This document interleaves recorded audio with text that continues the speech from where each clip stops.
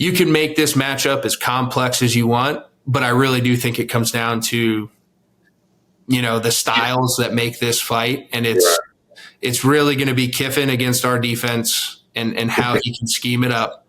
And then I think transversely, when you look at it and you start looking at some of these numbers, Ole Miss, rush defense, they're ranked 67th nationally, giving up 152 yards per game. I think we average about 187 yards per game on the ground, kind of plays right into our bread and butter. I don't think we're going to have to necessarily change who we are from an offensive standpoint to be able to manufacture things. I think we can come in the game, like not a basic, but who we are and roll the dice there. So when it comes to styles, I just think we physically need to win the line of scrimmage on both sides of the ball, but specifically on the offensive side of the ball. And, so here we go. Our rush defense is third nationally, averaging 2.1 yards per carry, 1.6 yards per carry to be exact. I think we forced Jackson Dart to beat us. We forced Kiffin to do some things, and that's really what it comes down to. I don't think it's you can elaborate on those points and make it more and more complex than it needs to be, but and I think that bodes well. And, we do have Chop out. He opted out. We have a couple other guys who potentially could here, and those are all, to be determined.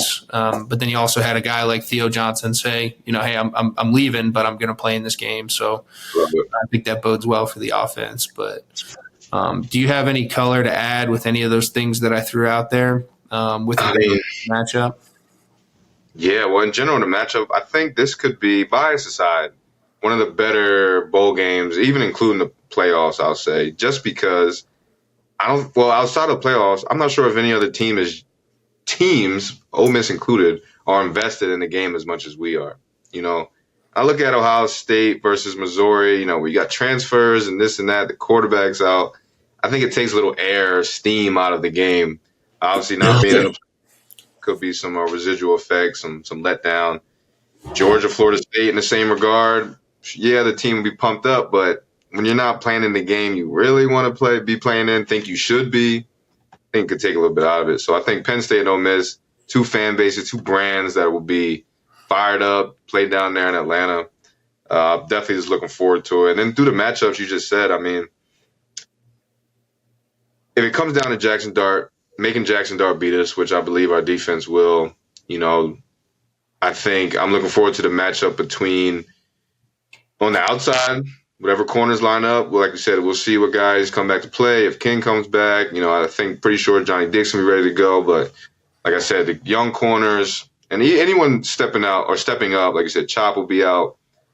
I don't really sweat that as much as I would like to see those guys play, but I always like the opportunity it brings for the next guy up. So that next DN, whoever may line up, I'm excited for him. There's a chance, probably his first, Chop was out, but another opportunity for him to start his stuff, put more tape out there, get better, improve coming into the next season.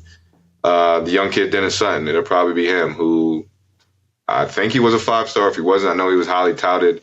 He's been showing his ass all year, playing his ass off, and I think the sky's the limit for that kid. So chance for him to go against SEC opponent, some good players.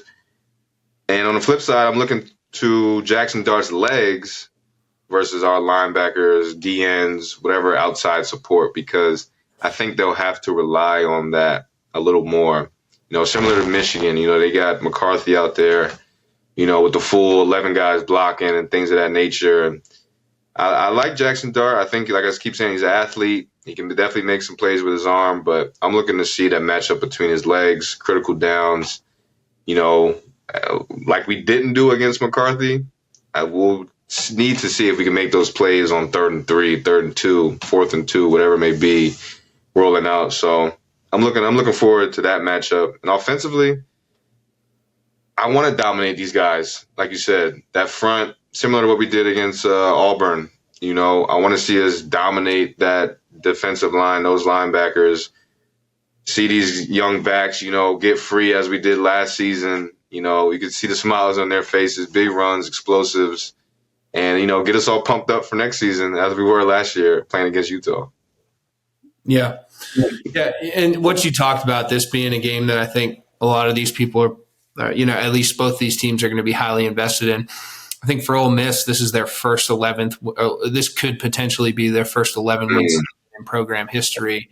If it wasn't in program history, it's going to be for a really, really long damn time. So, and then for us, consequently, it'll be back 11 win seasons and a lot of momentum going into it. So, I think that there's just both conferences adding some big brands here coming in, some playoff brands. I just think it's going to be good.